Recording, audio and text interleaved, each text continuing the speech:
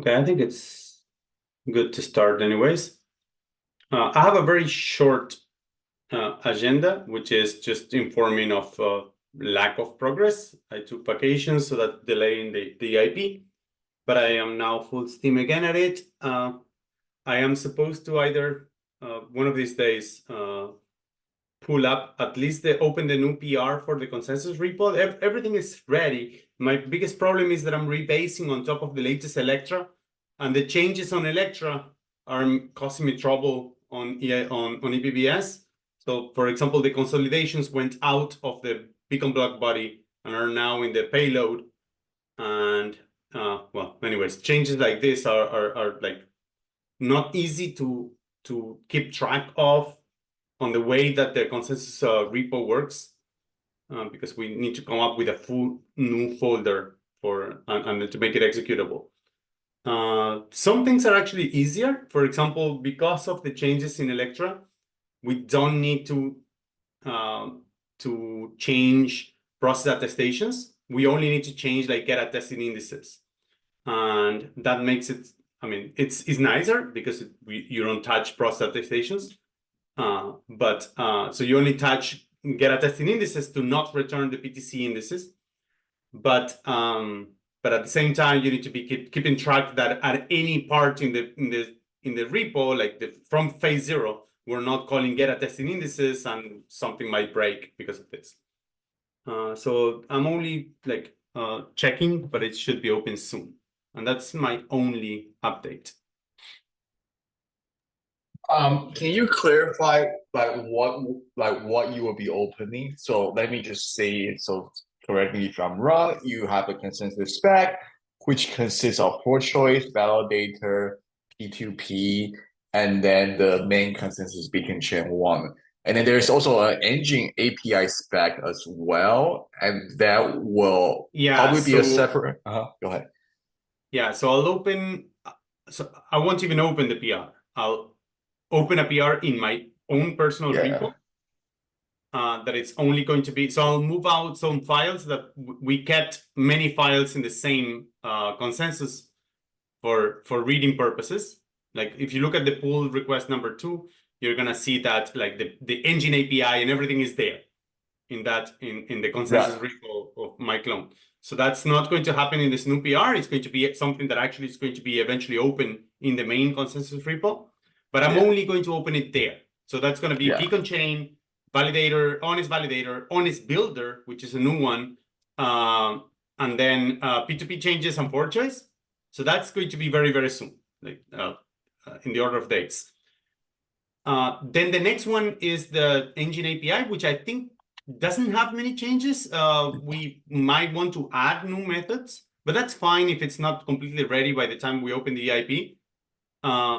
But I'll open a new PR in the respective repo for the engine API. I'm not sure what to do with the builder API. I think what has to happen is that the engine API is going to be taking all of the builder API methods. And that shouldn't take that long. And then the one that is problematic because I'm not used to it is actually open the EIP PR, which might from a get already, light clients already trained me. And it seems to be easy enough, but since I haven't done it before, that might take slightly longer. That's awesome. And there's also the execution spec, which I don't believe there's any changes for the execution There's spec. no changes at all. So there's no need to touch the execution spec. One thing, Pro Tools, I noticed was that in your current ePBS PR in your own repo, there is still mention of inclusion list. So is that gonna stay because no, that's gonna go? No, so I'm gonna open one without inclusion lists. Yeah, so the pull request is going to be exactly what is in my repo without inclusion list, but then with all the Electra additions. So yeah, so inclusion list is the biggest complication of that PR that is in my repo. If we remove inclusion list, the PR becomes purely a consensus layer fork, and it's a trivial fork. If ACD decides that they want to go ahead with like 7547, that's absolutely fine. This pull request is, this EIP is completely compatible with that, but it's fine if it's an independent EIP. So I think it's fine not to include inclusion list in this EIP. Also because there's other methods for inclusion list, and also because we might want to have, I mean, we keep the ability of self-building, so it is logically an independent EIP. Right. I think, it would basically make this EIP very crisp if we sort of separate them out. Another thing that I noticed, Portals, was that in the execution payload header, so instead of block hash of payload, can we keep the Merkle root of the execution payload? I mean, should we have that? Because I mean, if, for example, execution payload is no longer part of beacon block, then basically possibly it's no longer possible to sort of have a proof against the current attributes of execution payload against the beacon block. I'm not sure which apps use it, or are there any use cases for it. But I mean, it might someone also, should take notes for this. Yeah, I'm taking notes. Go ahead. and it might also be a moot point if we sort of also get to stable containers. But in any case, yeah, we should sort of keep track of this at any point whenever this goes in. Instead of just picking up the block hash from the execution payload, if we can sort of keep track of Merkle hash of the execution payload, that would be nice in the execution payload header. So I don't see any reason not to. I'm not sure. This depends, I guess, on the UX of this. If having the block hash itself makes it easier to pick up what actually was the execution block that was associated to this particular slot, and the EL keeps track of block hash, you can request only by block hash, not by hash tree root.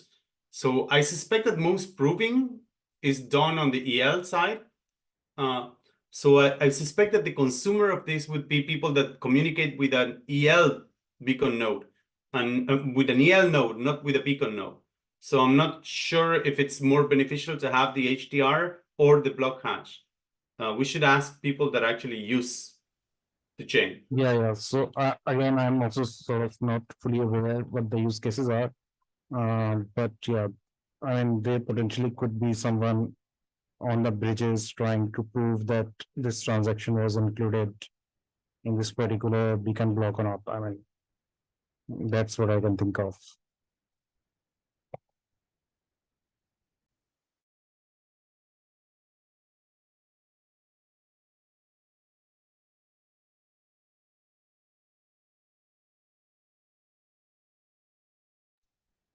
Yeah, I took a note on that. Go ahead. Sorry. Yeah, there's another observation regarding the execution payload header. If you noticed, I removed it entirely. Like I transformed it to not keep track of anything. Like that's what is there. It's just the minimum information that you need to actually be able to process the block. I've heard Alex Stokes complain about this, that light clients might use it. But then I heard people that are actually working on light clients telling me that it's useless, that there's no use for it. So I'm keeping it like this, but it's good to keep note of that there's no use currently on the execution payload header. So actually, I don't even understand why we keep it now. We could just, currently, it seems to me, for all the purposes that we have on the beacon chain, we can replace the execution payload header by the block hash of the execution payload, and everything is going to work fine. So, well, anyway, so that's one extra observation, that if we can minimize it or not, because if it is a blocker, then we need to go back to just keep the full payload header. Or we can keep the Merkle root of the latest execution payload header instead of latest execution payload.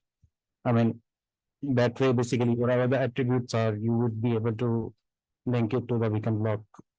So there are a few there are a few things that we actually need to keep. So we need to know the parent. So we need to have something that identifies the previous block, which you're suggesting is the HTR, or it could be the block hash. It's fine. Like anything that identifies the parent block on the execution side. But there's some other things that we need to keep them. We need to keep the block KCG commitments. We need to keep a bunch of things that are in that header. So it's not only, we cannot really just replace it by just a single root. Currently, we can keep it by a single root, but on ePBS, I don't think we can just replace it by a single root.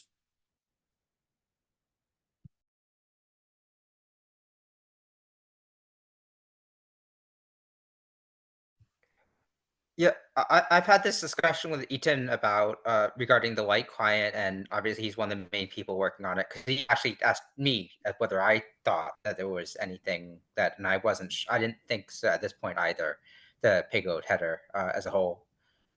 There were use cases around the merge about distinguishing basically, essentially there were some checks for was the previous block's payload header the default payload header or not? Because default meant that you were pre-merge. But we don't care about pre-merge anymore. Not certainly in any ePBS world. So it was not that it was useless from birth, but it is useless now, as far as I know. Good, that's reassuring. Actually, yeah, Ethan was the one that told me that. I'm sorry that I'm putting words on you, Ethan. I see that you're here, but yeah, so Ethan is the one that told me that we could remove it. So I'm happy to keep the PR as it is now.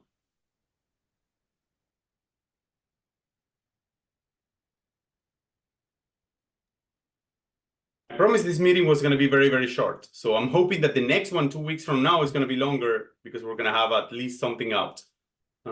So that's all from me. I don't know if anyone has other items. I have one topic on Beacon API, which I see there's a bunch of people that's working on Beacon API here. So I'm curious for your feedback.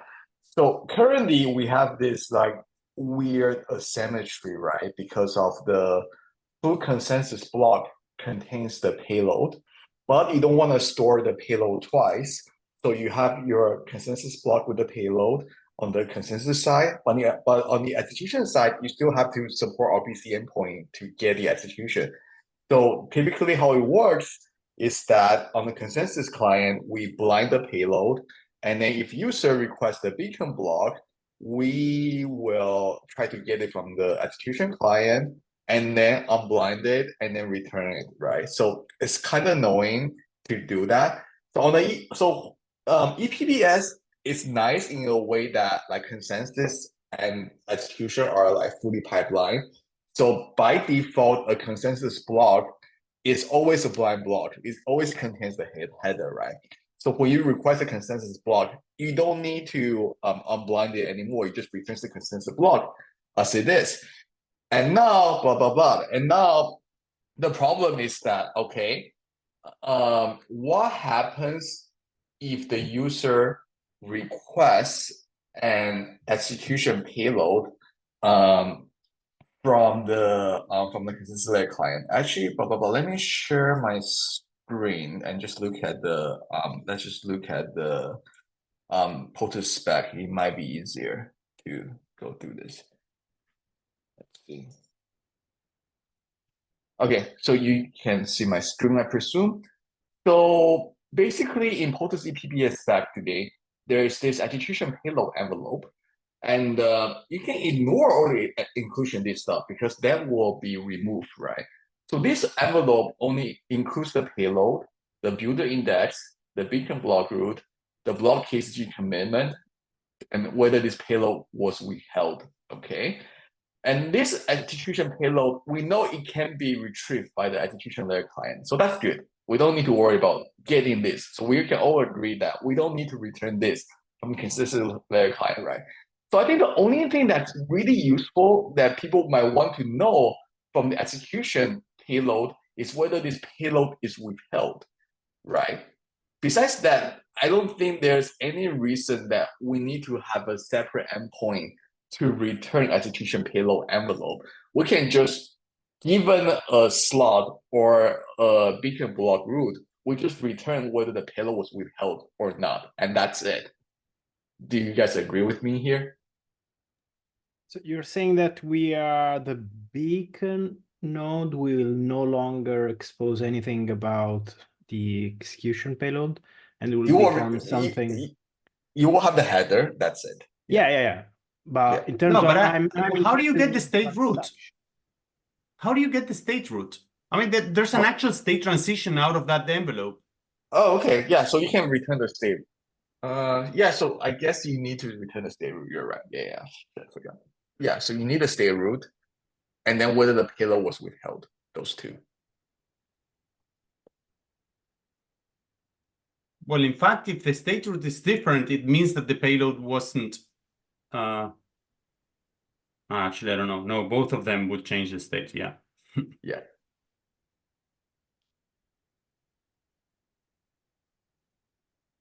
So my question is that I really don't want to have to design this in a way that I still have to get the payload from the execution layer client. That's the only thing I want to avoid. Like, I think that's just annoying to do that.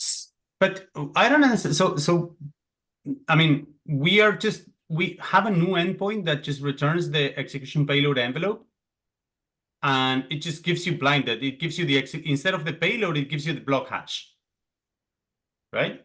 Yeah, So that's we it. can do that. You just request. You can request from the EL the corresponding block. Yeah. We can also do that as well. But the question is, now you have to define a new type. You have to define this new type that's called execution payload that only contains the block hash, not the payload itself. So there's this new type. Oh, I see. And then what's the problem of keeping the current functionality? It wouldn't be easier for the consumers today? Not that I really care about any of this, but the consumer today, doesn't it request the full blocks from the beacon? Will they, I mean, suppose that they have some architecture where their EL is hidden from the guy that is making this request, but the CL is not, and then they tunnel the CL to the EL somehow. So they request the full block currently from the CL.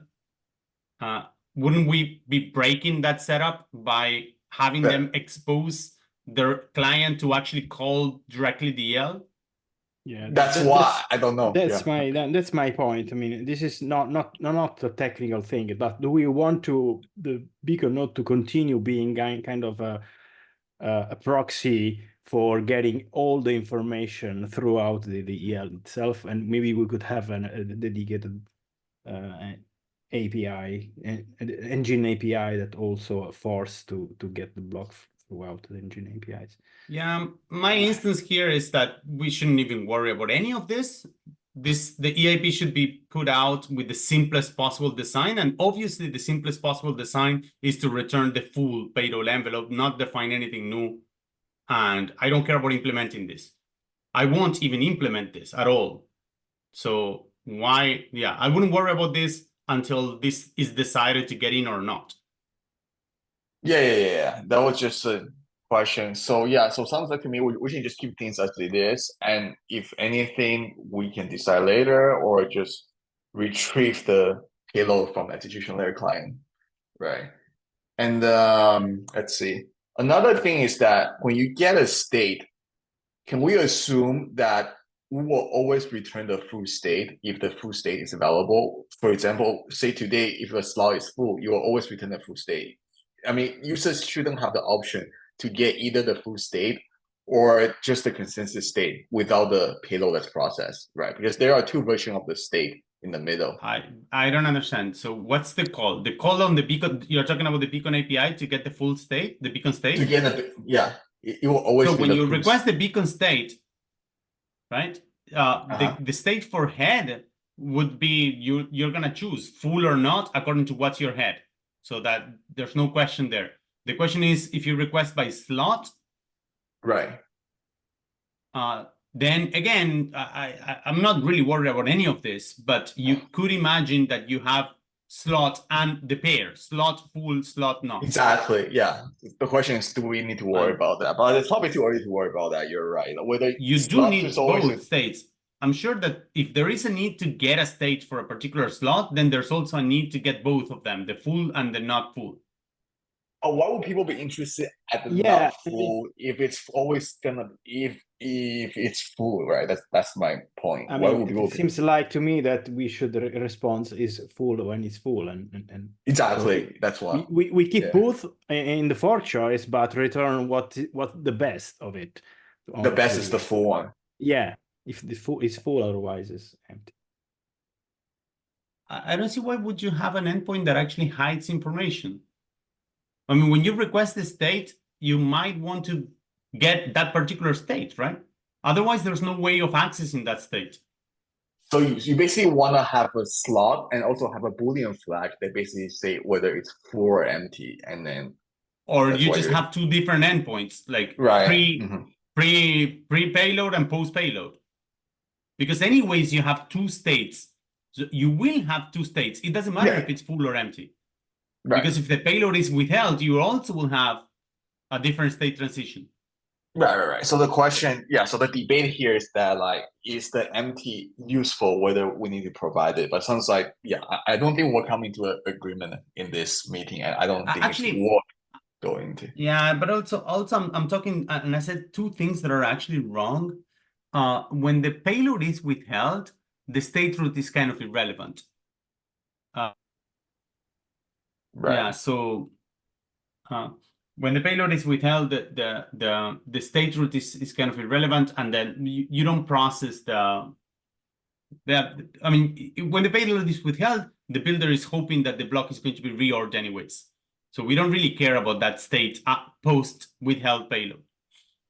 Yeah, exactly. To me, this is an internal complexity that could be hidden to the API. Until we could have the bug endpoint, like which historically is today to dump everything. It's still the bug, so we could have a debug endpoint, or this information could be dumped through our endpoint that dumps the fork choice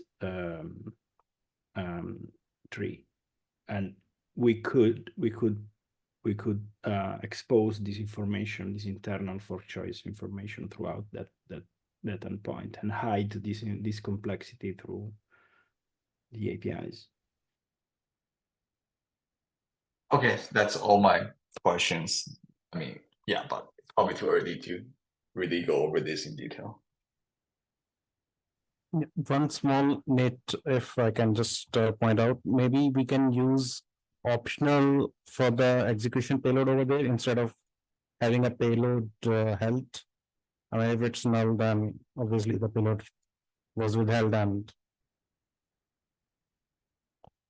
Oh, definitely. Do we have optional already in SSZ? I don't want to make this EIP contingent to having something else being included in the spec. Yeah, I mean, it's not really we there, have. no. Right. So if it's there, then it's an easy change to add it, and then I'm happy to add it. But I don't think we have optional in our library. Yeah, it's there in the sense that stable container EIP uses optional, and yep. And it's supposed to go to Electra. Yeah, but we don't have this yet. So then I won't be able to have a proof of concept. I'm happy to add it. And yeah, so we should take note that it's better to have the optional for the withheld payload. Yeah, because or we can go with the union kind of a thing, right? Union none. With a union type. No, but it's fine if it's optional, because if it's there in the stable container, we can have it, and then the builder that is actually withholding may just not send anything. In any case, the builder can always just build crap and just send crap in that execution payload, because the payload is completely ignored. Yeah, or just can send a default value, nothing to build at all.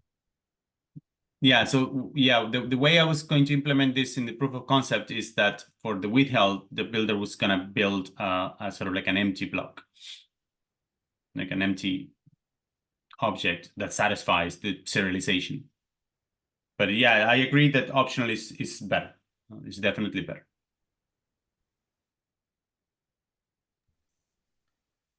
Right. I'll agree with that, but I also want to point out with union is one of these things that technically exists, sort of, maybe in the SSC spec. It is not used. It has never been used. And I would actually very much like to keep it that way, because right now we still have the opportunity to get rid of it, to actually simply remove it, because we have never used it except for like 3 alpha releases in 1.3.0 or something like this. And because an opt is better, for generally speaking. So so I'd like really specifically for this not to be a Trojan horse for Union, just personally. Anyway.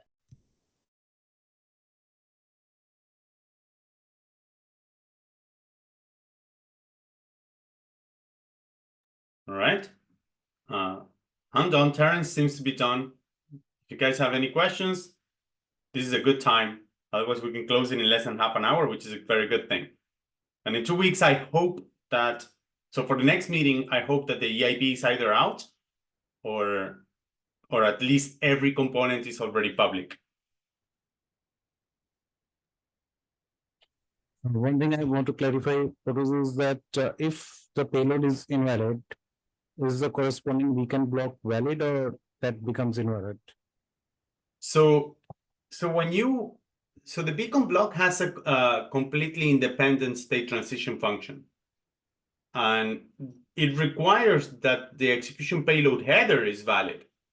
So if the execution payload header, which is signed by the builder, is valid, then the beacon block will actually be synced, and all of the changes will be committed to the beacon state.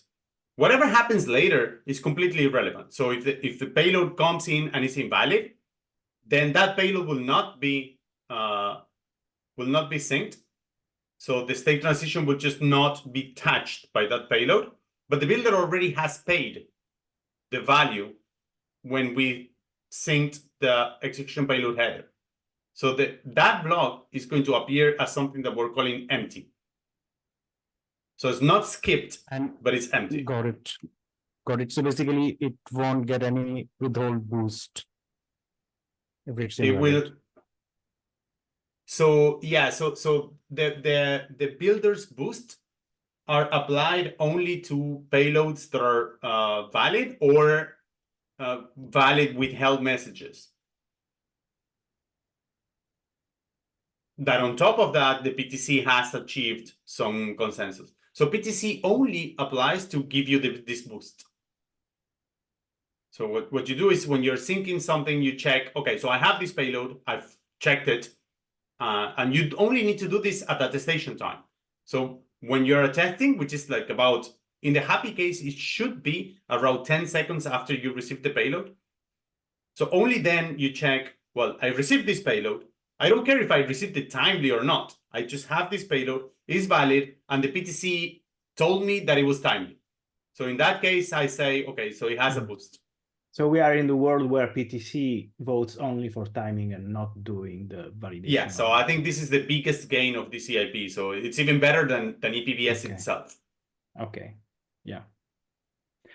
Yep, So it's definitely perfectly agree. exactly the same as withheld in terms of a user that looks at the chain and sees that the beacon block was having a block root, a payload hash that is not 0, but never showed up. No, so that's different. So if the beacon block came with a commitment to a payload, so to a particular builder, and you haven't seen that payload, so you haven't seen a withheld message, it doesn't matter if the PTC committee told you that that message was withheld. Yeah. You will just treat it as a no-show. So the difference was that you got you got the vote from the PTC in that case, but so it's not withheld, but was not imported anyway. Right. So this is important, and this should be checked. Because I'm not really sure that I coded that correctly on the Fortress spec, but the intention is exactly this: that you give a boost or not according to the PTC, but after you validated the payload. So if you are going to give it a withhold boost, you must have validated a payload that was a withheld message. So PTC just gives you timely, but the boost is actually on your side still after you do the full validation of the execution layer of the payment. Exactly. So the PTC just tells you should apply a boost if this is valid. Yeah. If the PTC show up with withheld, you don't care. The boost will not be there anyway. No, yes, because so if the PTC votes for withheld, I'm sorry. Yeah, so if it's withheld, then the boost is applied to the parent. The boost, so if it's withheld, then the boost will be applied to the parent. That's correct. The withhold boost would be applied to the parent block root. But then again, you need to have a valid withheld message. So you do care that you actually have a valid payload. Right. So the PCT messages tells you to which block you want to apply the boost. Correct. To which so to which state root? The parent one or the current one. Yeah.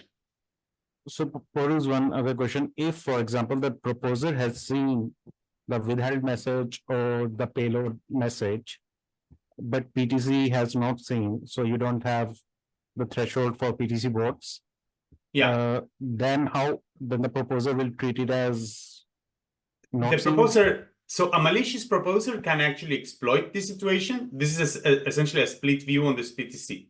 So if you're a malicious proposer, you can actually exploit this by saying, this I cannot give a boost. And if I see that other validators also haven't seen this, are in this situation, then other validators will not boost the payload.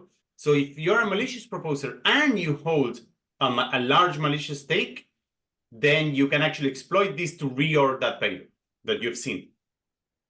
So that lowers the threshold of malicious stake that you need to have to reorder the payload. However, of course, the honest validator, the honest proposer that has imported the payload, even without a boost, that would be its head. So even if the PTC hasn't achieved consensus, if you're the next proposer and you sync the payload and the payload was valid, that's your head. So you're not going to reorder the payload. I don't know if I was clear, but I can repeat slowly. I mean, right. So basically, you are saying that even if I have not seen, even if PTC has not told me that it has seen the payload, I will still import it in my fork choice and make it my head and propose on top of it. Yeah. So what you would not do is give it a boost, because the PTC dictates what gets a boost. But even without the boost, that thing extends your head, right? Okay, so the PTC votes are on PTC seen votes are only to give the boost for the head or for the parent if it's withheld, for example. But apart from that, it will not invalidate the tip. It will not invalidate the tip. That's correct. So if the PTC votes for withheld and you're a malicious proposer and you anyways build on top of that, well, suppose that there's an equivocation, which is even easier. Suppose that the PTC votes for withheld, but actually the builder has sent 2 payloads, and one of them is actually valid, and the other one is the withheld one. And you're a malicious proposer and you propose on top of the valid payload. Then that's fine. Everyone else would try to withhold it because the PTC voted for withheld, but your block is still valid. They will sync your block. And that I think is fine. There's no gain on this kind of attack. I've gone through all of these cases, and I think there's no attack in this scenario. I think there's no attack on equivocations on the builder side. That's why I believe that it's also easy to actually do slot auctions instead of block auctions for this EIP. Okay, one other question. I saw in process attestations that if if the attesting indices were in belong to PTC, they were not sort of being divided over there. So what is the thought process behind it? I'm sorry, how is it? So, What was the question? So basically, I saw the process attestations. Yeah. If the attesting indices belong to one that was in PTC, they are sort of not rewarded, I think. Yeah. So what is the thought process behind it? Oh, so again, this is just for simplicity. In principle, what we could do is remove completely these attesters from the committee. So when you give me the beacon committee to remove those from the PTC and then change everywhere in the spec that uses the committee. So for simplicity, I went through with a design that is hacky. So perhaps we can change that, which is the committee doesn't change. It's just that the last few members are PTC members. And so when you call to get the PTC, what you do is you call the committee, you get the committee and just take the last few members. So that was the easiest way of getting the PTC committee without like having new helpers from the state, deriving a new shuffling or whatever it is to get these members. So now the problem is that the PTC members are also committee members by definition. Therefore, they could, in principle, attest and not send PTC votes. But the PTC reward is only an attestation. So then that gives you bad incentives in the sense that you can just attest, not do anything for the PTC, not care, not even listen for payloads, and you're going to be rewarded. So the idea was, well, we're not going to include any attestation from the PTC member, so they don't get the reward. They get a missed attestation by default, unless they send the PTC vote. So when you process the PTC votes, then you reward them the attestation. Honest clients, like vanilla clients, should not allow PTC members to attest. Understood. Thanks. Thanks a lot.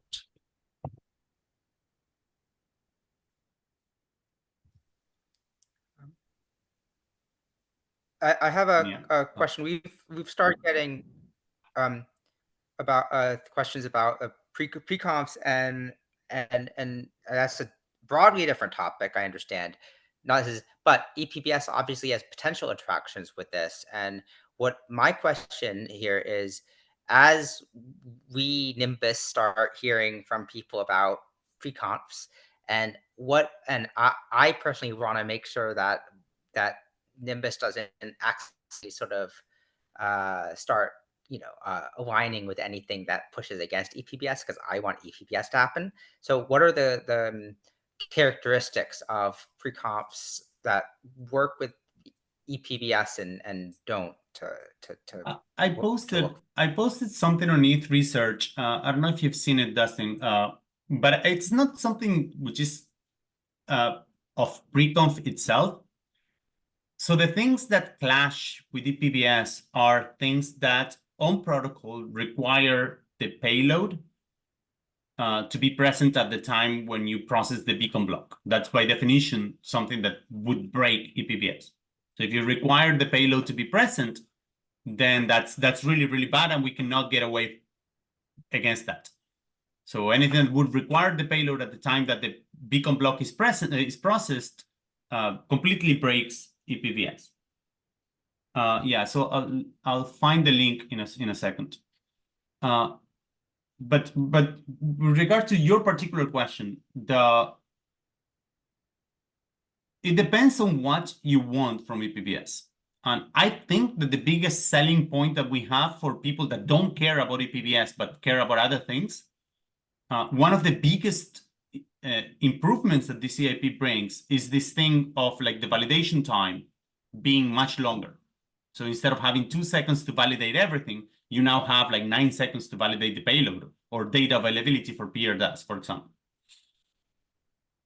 So if you don't want to break that, then you don't want to overload the beacon block, because the beacon block happens to be now the critical time. Beacon block has only like 1 to 2 seconds to be validated. And if your pre-conf is in protocol, namely a forced inclusion list. Like many of these mechanisms rely on something like 7547 overloaded. They say we're going to have a market for inclusion lists, and that's going to be the pre-confer is going to force the proposer that is participating in putting transactions in the inclusion list. And then the problem is that for that you need a big block, a big consensus block, because you need to validate the inclusion list with the consensus block. So anything like this, which are in protocol pre-cons that overload the beacon block, and it makes it larger, and it makes it that now you need to actually execute on the beacon block as well, then that breaks, that's in contention with the ePBS. So if you need to validate something from the execution client at the time that you're validating the consensus block, that is really a contentious, this is contentious with ePBS, but it's also contentious today. Like without ePBS, it's also bad. Like if we send now an inclusion list that is like an entire block, then you need to like validate two things with the beacon block. Okay, so that's, I think, is the biggest thing. However, I believe that the best designs, so I've been pushing for this, but I haven't been vocal about this because I also don't want to legitimize precoms in protocol. Precoms are by nature off protocol design. And I think it's fine if we keep them off protocol, but I think ePBS makes them easier because you can enforce the pre-conf satisfaction on the builder instead of the proposer. So if the builder is staked, this should make the people that are working today on pre-conf happier. So that's my take on pre-conf, but Justin Drake does not share this. Interesting. All right. Well, I mean, that they said they had actually spoken with you specifically, and that about, and basically said that they're reported that claim of compatibility, and it sounds like for these particular and again, they were one of the people with an not in protocol version. That was one of their selling points. I've only said this personally to one team, which is the team I think is Chainbound, the Premev team that have a restate version. Yeah, anything that is restate is completely compatible with ePBS. Okay, so they're the people who are kind of who kind of first approached us, and so that's all right. So I haven't read the way they enforce them, because if they require from the proposer to actually sign the payload, then that's also bad. But I think what they have, I think, is compatible with ePBS in any form. Right. Well, what they have is an Oracle ultimately, and they have other problems with their design. But I mean, like that's a sort of separate topic in a lot of ways. But I mean, I want, but as far as all right, but at least understanding that and we'll read the post. All right. Yeah. I actually think that unless they come up with different, the thing is that they're forking MEP boost.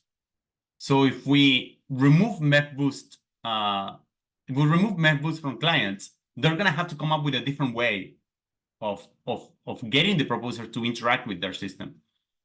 But I claim that that we can do this all within the Beacon API or the Engine API within ePBS without any dramatic changes. So I don't think this is a big problem unless people want to have in protocol precons, which is what Justin wants. Like there's a bunch of people that actually want in protocol preconf, and that I think is bad. That I think is not compatible with anything. Right. I mean, there's a sort of broader questions here, which I've actually sort of deliberately been trying to kind of not get too much into, but about skepticism about pre-comps along the lines of MEV is sort of MEV part 2, etc. in terms of rest of the world wants it, is it good for L1, etc., etc. But these are all sort of questions that are not, but right. I'm not personally inclined to like love pre-comps in L1 in any intrinsic way. but I don't have strong views yet on it either way. I mainly want to, in this context, sort of ascertain about the compatibility. Put it this way: whatever when there's a big maybe to kind of try to keep it on topic here and relevant. There's a broad design space for pre-comps. There are many people suggesting there's whole periodic tables of pre-comp designs and you know, all being systematically explored. All right, that's fine, that's great. And but also as a result, it's still a sort of very much researchy space. As you say, MEV commit, etc. These are ways of either deferring the need to standardize, or it's very clear standardization is a ways away. There's no EIP coming anytime soon. It's not going. There's nothing like that. So if we want anything in protocol, it is anytime soon. It is not going to be pre-conf one way or the other. Whatever Justin Drake wants, and so and ePBS is both a much more concrete near-term and specifically L1 advantageous set of changes. And so in terms of the prioritization that I'm looking at is sort of pre-comps are out there. I'm willing to engage with them and look at them. And I just want to make sure that it doesn't kind of undermine like something that can concretely help Ethereum much sooner. So the fear but this is a personal fear. The fear is, I mean, these are all VC-backed companies that are competing among themselves, like to come up with a particular design that wins the market. So what they want, they're all their business is in capturing proposals. So if it so happens that one of them actually wins, and there's a very large, and this is going to happen fast because they're all competing among each other. So they have an incentive to ship this immediately. And they don't need to go through ACD nor to go through anything. They can just ship it. They are already testing on DevNet, and there are some people that are actually shipping blocks on mainnet with pre-comps. So this will happen in the next few months. And if we see one such protocol that takes a large part of the validator set, then this undermines ePBS in the sense that we will probably break it.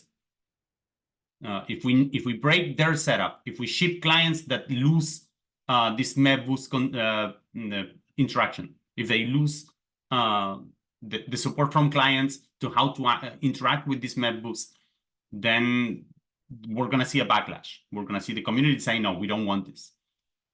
So that's my personal fear. But this is just more politics than actual protocol design. So I don't really care about this for the time being.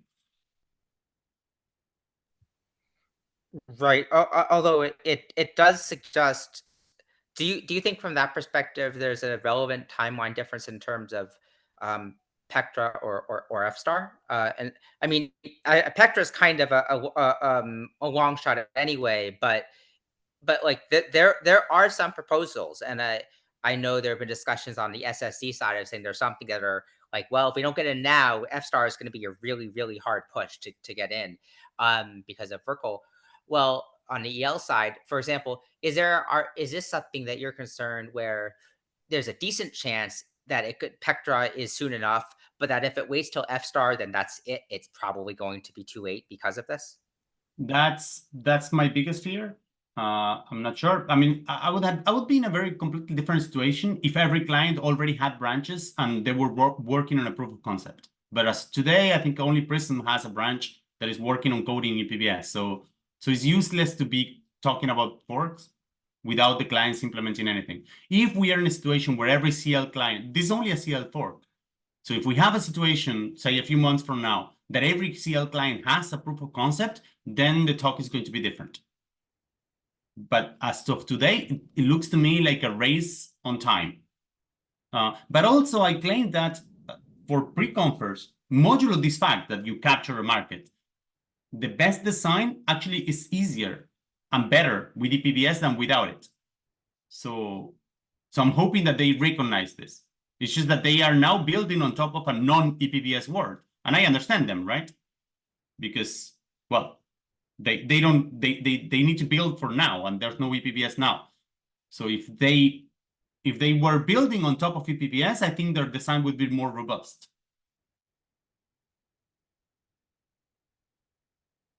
I'm hoping that in a Okay, few yeah, weeks, when we get clients with branches out, then the talk is going to be different. Yeah, actually, and Prima was telling me that from their perspective, they actually agreed with you on this point that they thought a PBS world is better for them specifically, which is not to say necessarily for all the pre-confers, but they specifically would I think. Yeah, so Yeah. so that their design is would be the design that I posted on ETH Research is very much like theirs. And it becomes much easier because you only need to restake the builders. So it's much easier to capture builders that participate on that. So it's for them, their design is very much compatible with ePBS in that sense. And I think for them to change it, if they are the winners, is easy. So I don't know about others. They're all centralized one way or another. That's the biggest problem. They all require a relay that pre-comps for everyone. Yeah, I had this discussion with them a bit. There are concerns there, but I think in this context, the main thing is like just trying to, well, and this is kind of why I brought this question here, sort of, is given that pre-comps seem likely to happen, there's a big enough push for them, whatever anybody else thinks. Same way Mev was pushed basically from the outside, and so is this, and that's fine. They both would happen and did happen, will happen. But if what we might be able to do is try to redirect the ecosystem towards some pre-comps away from others, that still might be and if that would kind of in a way that leaves space open for ePBS. Yeah, so I'll be worried about like making protocol decisions that are based on affecting or not these companies. So far, I think it's fine if we just have a design that we know it's not openly incompatible with pre-comps. And if there's some design that is actually winning by the time that we come up with an EIP and client implementations, and that the winning company is openly against ePBS or is openly broken with ePBS, then we may have a talk and see if we can adapt ePBS or not. So far, I haven't seen anything that is immediately, except this thing of like having full inclusion lists, like blocks, inclusion lists that are just of the size of the block. That is definitely against ePBS. But I haven't seen any such thing being proposed at all. So there's not even a push for inclusion lists currently on L1. So I don't see this being a problem for now. Okay. Yep. Again, I'm not the right person also for politics, so perhaps someone else would be more qualified. Right. It's not my primary strength for sure. So yeah, I've tried. Actually, I've tried to do this. I've pitched flashbots and I've talked to searchers, but yeah, I'm not good at this. Right.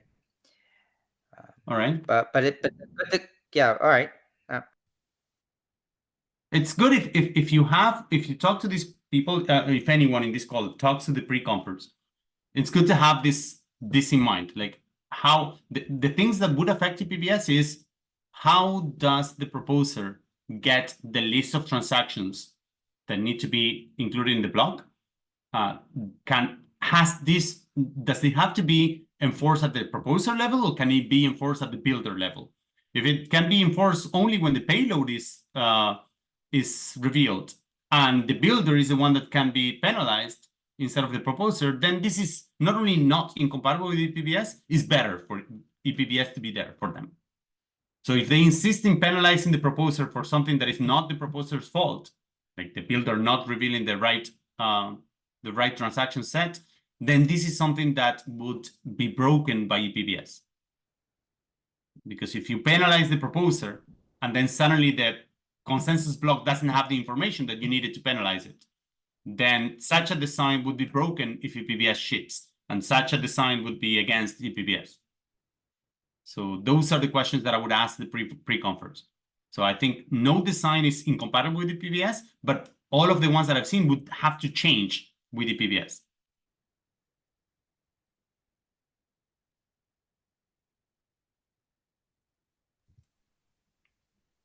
All right. Also, if you do start implementing, I think the one that has been looking the most to Fortress is Enrico. So it's a question for you. Keep in mind slot auctions, and let's try to analyze the safety of it, because it seems to me that it's easier and better. I think slot auctions are better than what this EIP is, and it's easier even. So the question is a safety question. So if we can ship slot auctions just from the start, I think it would get better adoption from builders.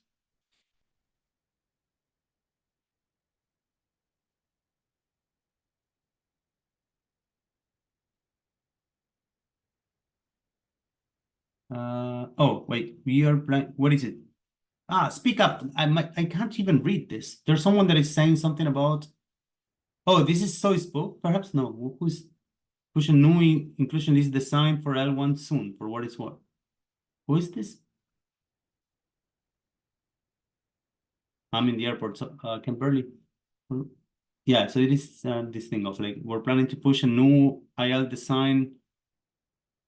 Oh yeah, so this is the one, the 4-choice inclusion list. So it's just appeared in ETH research. Yeah. Okay. Good. Yeah. That design is actually good. And that one might actually, I haven't read it in detail, but that one might actually be compatible with ePBS without a problem. Because again, you can only you're looking at attesters, and you can just if I understand correctly, the attesters are the one that enforce them, and you can just enforce them in the next block. So that's that. I think it's in principle that thing is probably fine for ePBS. Yeah, yeah. You're not gonna get an enemy on me with that design, I think. But I need to study it. I haven't studied it completely.